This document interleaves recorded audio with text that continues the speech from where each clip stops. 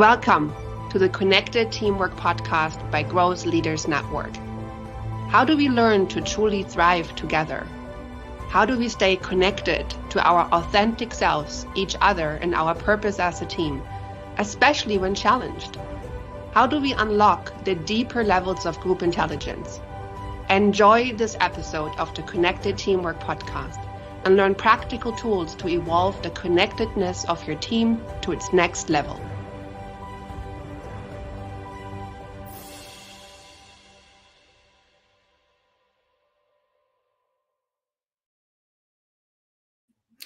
Hi there, Carson Hetty. It's great to see you. Thanks for being with us today. If you're joining today, feel free to post where you're coming from in the chat, where you're joining us from. Today's going to be very story-driven, so we'd love to hear stories from you. I'm going to talk today about the value and the lessons learned from connected and disconnected teams. Because as you probably are aware, there's a lot that we can learn from both that really can inform us as leaders, but also how we can work better as leaders and as part of teams for the extent of our careers. So thanks for being with us. First off, I think it's always important to really get grounded in what do we mean by connectedness? What do we mean by disconnectedness? And when I think about a connected team, I've been very blessed to be a part of many of them. But I think about the value of the communication, the respectfulness of it, the level of transparency that exists in these connected teams, really understanding what's at the pulse of all the people that are a part of that team, what matters to them, building initiatives and building rapport and cadences around what matters to the other people that are a part of your team. But I also think about collaboration in the truest sense of the word. Within every team, there's going to be very unique strengths and skills and superpowers that everyone brings to bear. And I think a great collaborator, but also a mark of a connected teammate, is going out and proactively finding these things that people are great at and deferring to people in those situations or wanting to learn from others in those types of situations. I think those things are exceptionally important. And that's really what collaboration is all about in these types of situations, because connectedness will ultimately unlock the optimum performance of the team if we're all out for understanding each other's superpowers and also understanding our own and how we can leverage them to up-level everyone. There is the wonderful quote about rising tides raise all boats. And that is what a great connected team does, is when we're all working for the greater good and finding ways to collaborate better, we are a better sum of the parts. And that's indicative of a connected team. Overall team dynamics is the byproduct of that. We as leaders, we set the tone, the creation and the nurturing of a connected team culture. Now, what does it mean when we talk about a disconnected team? Well, that one's probably a little bit easier to answer. A disconnected team, typically the hallmarks of these are where people are operating in silos. There's the lone wolf mentality, people who don't or won't ask for help. Ego can play a big part in these. And sometimes that ego is driven by fear. We fear asking for help. We fear, needing other people to lean in and help us because we get the sense that it might devalue our contribution. If someone else can step in and do great work, and we fear that it overshadows what we bring to the table, that can cause some of the disconnectedness in teams. So a big part of it is leaving your ego at the door. I was recently watching the documentary on We Are the World on Netflix. And it's great, by the way. I was growing up in the era where We Are the World was a big thing. It was a favorite song of mine. And obviously the greatest artists of the time were a part of that. And this was a great example of bringing people together. And that was Quincy Jones's mantra on the door as these world famous artists were coming in is, leave your ego at the door. And it was all about coming together for a mission, a common cause. And that is the very definition of a connected team. You're going to have a lot of really great A players that you're working with as a part of your team. You may very well be an A player, and your skill set, your superpowers, your contribution, your impact, they are not diminished because there are other A players that you're working with. In fact, the more that you go out of your way to proactively seek ways to shine a light and illuminate these wonderful people that you're surrounded by, that is the hallmark of a connected team. So I'm going to talk a little bit more about some characteristics and examples of things that I've seen in connected teams that I've been privileged to be a part of.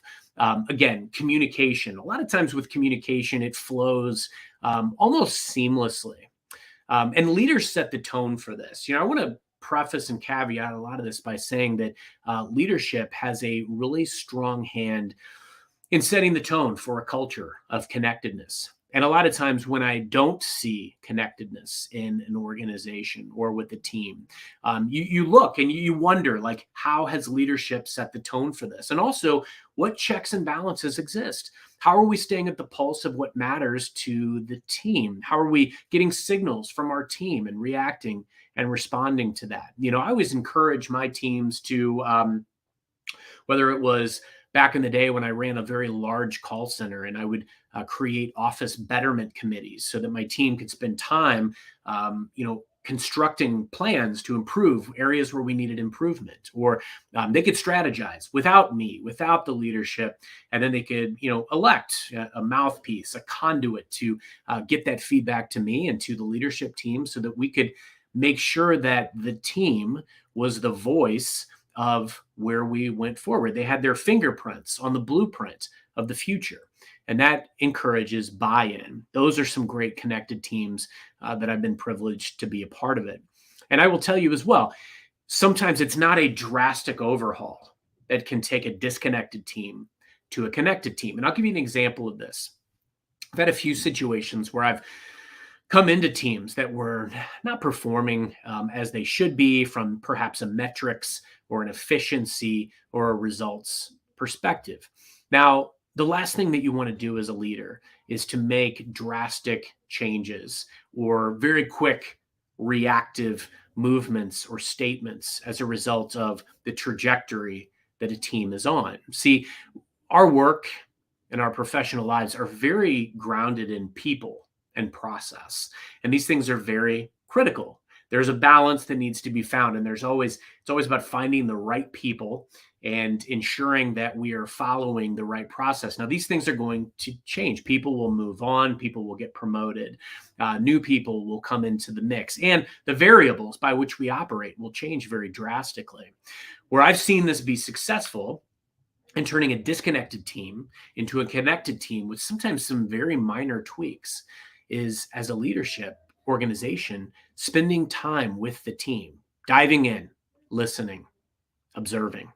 Find out from the people that are doing the day-to-day job what's working, what's not. Helping them, again, put their fingerprints on the blueprint of where we go. I remember a situation years ago where I met with a team that was struggling and was actually slated to be shut down. I took over this team as kind of a last-ditch effort to, try to get them where they needed to be, and spent a lot of time over the first couple of weeks not making any judgments, not making any changes, really just sitting in offices and cubicles and listening to them one-to-one, listening to them in group settings, listening to customer calls that they were on, and really understanding, again, what are all the variables? What are the lays of the land? What's preventing this team from being successful and hitting the efficiency and results metrics that they need to be? And then laying this out in a very common sense approach. And then collectively as a group, making recommendations on where we needed to go. Now, again, as a leader, we can't always change everything that our teams provide us. I think it's really important. And I've, having 25 years of working experience, I've seen a lot of different iterations of employee surveys. We can't change all 20 things that come out of an employee survey. But if you track them and you show that you're listening, and you have some quick wins, and you show a few things that you're able to change right out of the gate, it shows that you're listening. It shows that you're paying attention. It shows you got your hand at the pulse of the organization. And it shows your organization that their voice matters. I'll give you another example, scenario that I came into once upon a time. Where this organization was actually doing very well in a lot of key areas. But what I was being tasked to do was to really enhance the culture and start to challenge them to do some things. This was kind of a fledgling organization, and they wanted to make it more, it almost felt like a small business inside of a larger organization. And their goal was really to, more deeply commercialize it and add some more components of the overall commercial engine. And what was great about this, I always love when you can step into a relatively new role, or you can really forge your path as part of an organization. Because when you're seeking connectedness in these organizations, you just want to observe.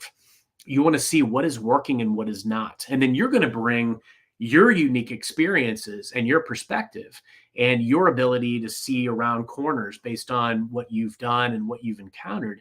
And you apply that and you magnify that into the lens you're looking at with this new connected or disconnected, in this case, team. And it wasn't a disconnected team out of any type of malice. A lot of times there are disconnected teams that are disconnected for a reason, because people don't want to genuinely connect with each other. And then there's others that are disconnected for a variety of reasons. I was not as good of a connected teammate in my early career. I didn't have mentors. I didn't spend a lot of time trying to hone or master my craft. I had found some early success, but I also didn't know the value of working together with the collective sum of the team. This is something that very much have learned over the last several years as I work now in an organization where you might have 30, 40 people in your extended team touching one opportunity or project.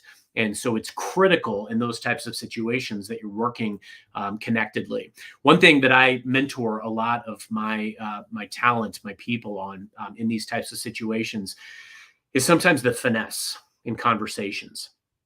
You may have a very stark difference of opinion of somebody else on your extended team. You may have a very set thing or way that you think something should be carried out, and perhaps the antithesis was actually done. But you don't want to ever show up like a blunt object or be off-putting in the way that you give that feedback constructively to your teammates. And so I always, inform my team or coach my team in order to really effectively navigate these situations, especially when they're going to need their teammates. They're so integral to the process. Make the statements and the feedback and the coaching and the guidance you give about your audience. How can you make it about their best interests? Because I found so often we're after the same things. We want the same outcomes. People want to be successful. They want to win. They want to have the right impact. When you know that your teammate is after the same thing you are, even if perhaps you would have a different way of going about it, a lot of times it helps you in order to find that commonality and that connection point in order to have connectedness. And that's why it's so key. And when I'm able to go to a peer who maybe I have a differing opinion with, and let's swab the deck for a moment and basically say, I know we're after the same things here. I would love to hear your thoughts. And I would also love to get guidance from you on how I can best, within my purview, support what we're mutually after, or what you're after. Or if I need a piece of information that I'm relying on this teammate to give, how can I best support you? Or how can you put me in a position where I can best support you as part of this project and initiative? There are always ways that you can finesse the words you choose to use so that you can win friends and influence people. Because at the end of the day, that's what it all goes back to, Dale Carnegie. And making sure that you are showing up in a way that is conducive to collaboration, that you're being communicative, sometimes overly so, and also very transparent. I find that it's important to really understand and know how others stand to benefit. A few years back, I created a program with a very large sales team, and I called it Plays That Get You Paid. I found that a lot of my sales team was competing for time on the calendars of some of these other specialists, ancillary support people. And I wanted to really arm them with the fact that to attract them, you have to make sure that you're showing up caring about what matters most to these people that you want the attention of. What types of conversations or projects or opportunities do they need to have in order to be successful? So using things like that and understanding what matters to this person over here is the best way to get them into your camp. I would also tell you that one of the other things that I always try to do as a leader is I always try to focus on two things. One, what I wish I had known when I was an individual contributor in that same seat. The things that I now have a vantage point, a balcony eye view of because of my leadership position, that I can really help arm them with what's going to be the most value so that they can increase and enhance their impact and their outcomes that they're able to drive in the organization. These are the things that are going to take not only their results and today and their short term to the next level, but also their career trajectory. I'm big on the 3 R's with my team and the importance of relationships, resources, and reputation. And these 3 things will really catapult you to the stratosphere if you leverage them correctly. Relationships are important. Everybody out there knows something you don't. What is it? What can I go out and find out and learn from them? Now, how can I make them a hero? Especially when other people are touching the same project that you're touching. How can you make everyone around you a hero, a winner? Because guess what? If you're investing in them winning and you're on the same project, you're going to win too. And if you can amplify everyone else around you, it's going to make people want to work with you. Those types of things are deposits into a connected team. Those are a lot of the things that I see when it comes to the characteristics of connected teams. Would love to see some comments in the chat for some of the things that you see in connected teams or disconnected teams. And we are going to take a short break. When we come back, we're going to talk a little bit more about some experiences, but also practical applications of how you can continue to instill connectedness in teams and also how you can learn from the connected teams that are out there today.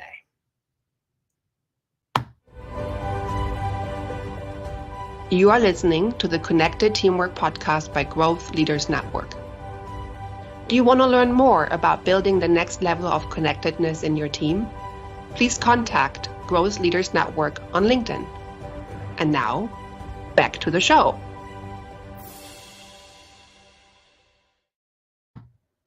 So we are here today on the Connected Teamwork podcast, and we're talking about the value and the learnings from both connected teams and disconnected teams. I spent a lot of time talking about connected teams, really defining what they are. I want to spend a few minutes talking about the challenges that are faced by disconnected teams. We've all been there, right? We've been in these situations where there is lack of trust.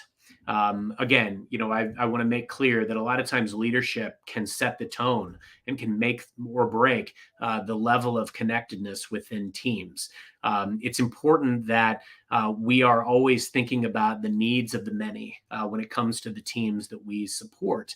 And when you have situations where you get the sense that leadership plays favorites, or there's a lack of trust, or there's gossip about members of the team, there's immediately a fracture, and that is going to require attention. It's also very important that as leaders, we are not reactionary.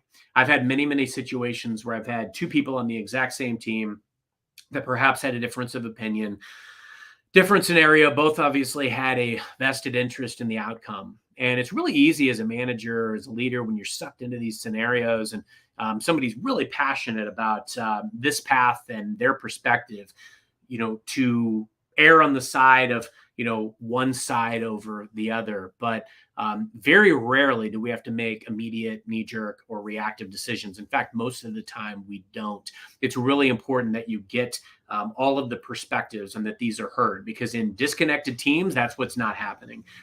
People don't feel supported. They don't feel heard.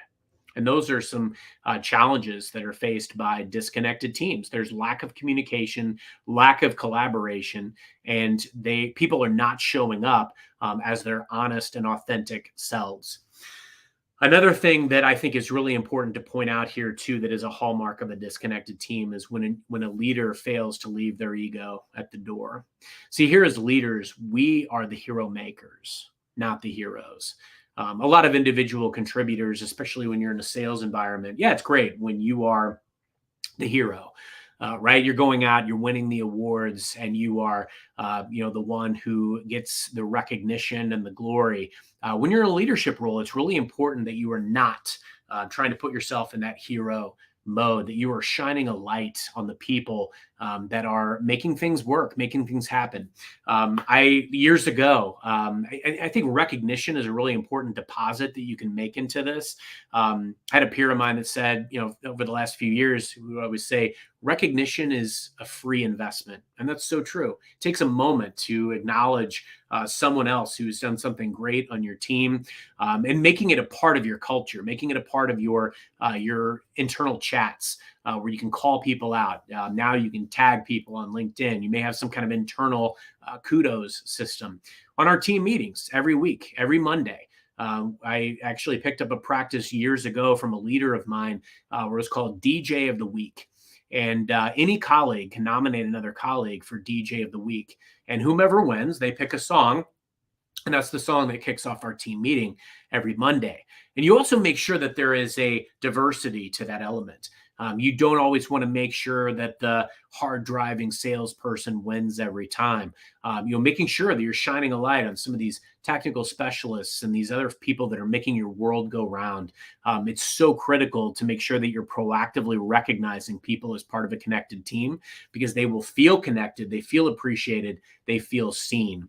And that is of exceptional importance. We are always on a quest to foster connectivity within our teams. And there's a lot of ways to do this.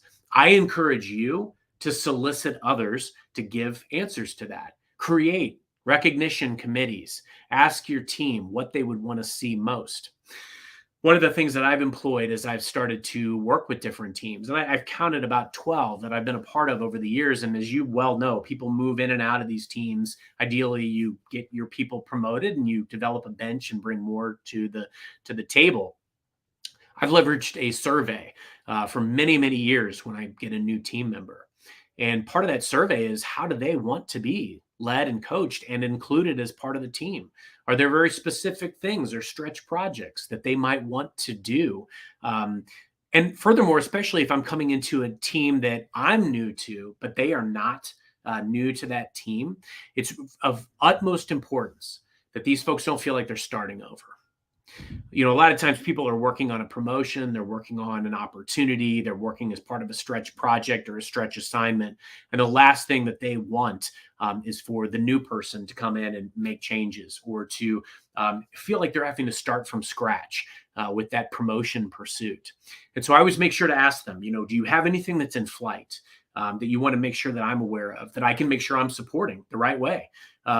It's very critical that you make talking about not only the day-to-day and the job and the impact and the outcomes as part of your one-on-one with a team, but also to talk about the career lens and the things that you can do to help sponsor them and evangelize for them and help take them to the next level, help them optimize their experience. One of the other things too is we spend a lot of time in one-to-many settings. I spend intentional time not only with my direct reports, but also with the broader team of 30, 40, 50 people that touch my market. And I think that's important, because then you have transparency and connectedness. Everybody sees what everyone's doing. Everyone can be part of the recognition. And we can also shine a light on the best practices. It's critical that these things come to the forefront. There is no reason, it doesn't take food off the table for Mary in Connecticut to do something that John in Sacramento is doing, and to make sure that we're sharing and evangelizing these best practices.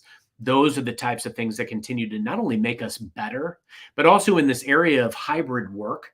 Right now, in this era of hybrid work, where we're working a lot of times in remote environments, my entire team is scattered all throughout the US and Canada. And so to be able to work with a team remotely, sure, we see each other in person when we can, but it's a great way to stay connected when you look for all of the ways that you can communicate and sometimes even over communicate. Back channel chats that we have during a client call or a customer call or a project, talking about different ideas and, even using these as opportunities to spotlight your peer as opposed to you. If you know somebody has a great idea and they can add something to this conversation, you can not only call them out in an internal back channel chat that your end audience can't see, but you can also call them out while you're in this virtual setting and show that you recognize them and you appreciate them. So again, as a leader, what are the ways that we should be looking at how to build and also how to maintain connected teams? So we've talked a little bit about ways that you can build these teams, but maintenance of this is of critical importance because guess what? Things will not always be, a straight line, smooth sailing. There will be changes in variables, mergers, acquisitions, pandemics, things that throw the entire system into, at first glance, potential disarray. And as a leader, we've got to keep a steady hand on the wheel. That is going to be part of the culture and the legacy, frankly, that you create and leave.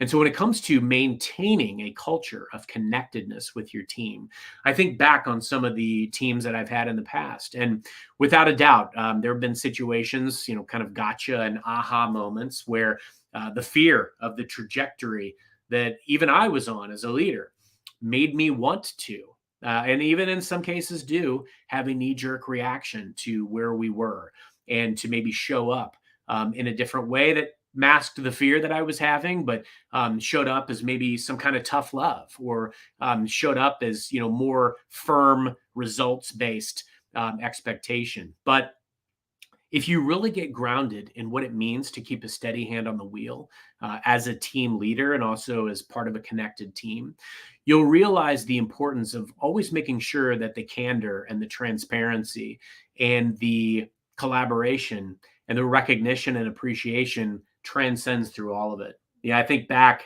years ago in the call center, and there was some economic downturn. We were calling into some very tough markets. And it was critical that, I'm a probability and odds person. It's why I don't gamble at all anymore, because the house always wins. But in this case, you can set yourself up for success by consistent execution, by command and mastery of your process and the variables that are a part of it, but also being very communicative, collaborative, and transparent with your team, making sure that they understand the why behind what you're doing, making sure that they see the metrics that you're after, the budgetary numbers, the aspirations. I can tell you as not only a leader, but also as an individual contributor, the teams that I felt the most connected with were when my senior leadership would come to me and they showed behind the curtain. They shared what we were going after and why the budget was set the way that it was, why the growth metrics were set the way that they were, why they were after XYZ, what the biggest challenges that they were having. So my advice to you as leaders is the more that you're transparent about why things are the way they are, what perhaps the total addressable market is, what the opportunity is for them, how they can leverage these opportunities and experiences to not only build their arsenal, but also take these experiences and parlay them into new experiences or new opportunities. And furthermore, looking for ways holistically to support your team and your employees. Those are the types of things that will consistently keep a steady hand on the wheel. Even when results are down or things aren't going exactly the way you want, you can still be a very genuine, authentic leader. You can still talk about, the things that you're grappling with and struggling with and why. You can still dive in and share with your team why the important things are the important things. And ultimately, that is what connected teamwork is all about, making sure that we are all in understanding of what the mission is and why it's the mission, that we're adjusting and reacting and responding and pivoting based on changes to the variables or the market or whatever it is that we touch with whatever audience we're serving. And furthermore, that we are continuing to look for ways to support each other. I have found that if you look intentionally at your sphere, the people that you touch in your sphere of teamwork, and you work very intentionally to understand what matters to them, what makes them tick, what they're after, and you uncover ways that you can impact them positively, and you make deposits in those relationships as often as you can, everyone wins. And that's the power of connected teamwork. I'm Carson Hetty. Thank you for joining me today on this episode of Connected Teamwork. It's ironic. I recently had the opportunity, speaking of connectedness, to meet Hilke Faber, my co-host on this show, in person for the first time. Incredible experience. And now, of course, we're doing some of these shows without each other. But I will tell you, can't wait to see you all next time. We'll be back again next Monday with another episode of Connected Teamwork. If there's topics that you want to see, or if you would like to be a guest on Connected Teamwork, please don't hesitate to reach out. I would love to have you. And in your pursuit of connectedness within your team, always make sure that you are controlling what you can and that you're keeping the best intentions of the entire team holistically at heart. Thanks for being with us today. Take care.